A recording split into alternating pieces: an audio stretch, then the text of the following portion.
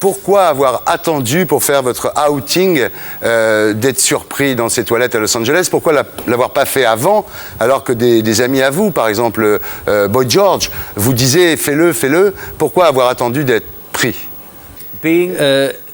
Être ouvertement homosexuel, c'est, je crois, fondamental pour n'importe quel homosexuel. Et dès qu'on peut le dire à ses amis, à sa famille, il vaut mieux le dire tout de suite. Le plus tôt vaut le mieux. Mais lorsqu'on est une célébrité homosexuelle, dans la presse, dans les médias, c'est pas nécessairement ce que le public attend. Et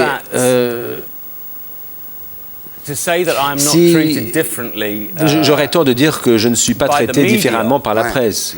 Parce que depuis que j'ai annoncé mon homosexualité, les choses ont changé. Le public, évidemment, a remarqué, et je crois qu'une grande partie du public le savait. Avant le coming out, je l'ai dit, je l'ai insinué de bien des façons. D'ailleurs, je n'ai jamais nié l'existence de mon premier partenaire. Donc je l'ai dit sans le dire, mais enfin, c'était surtout, en fait, mes craintes de la réaction de la presse, je pense. Et je comprendrais tout à fait aujourd'hui quelqu'un qui ne veut pas être réduit à un stéréotype homosexuel, gay, point final, parce qu'on est bien plus que cela. Et c'est bien triste qu'un homme, ou une femme d'ailleurs, homosexuelle, doive consacrer toute son énergie à cacher son identité sexuelle.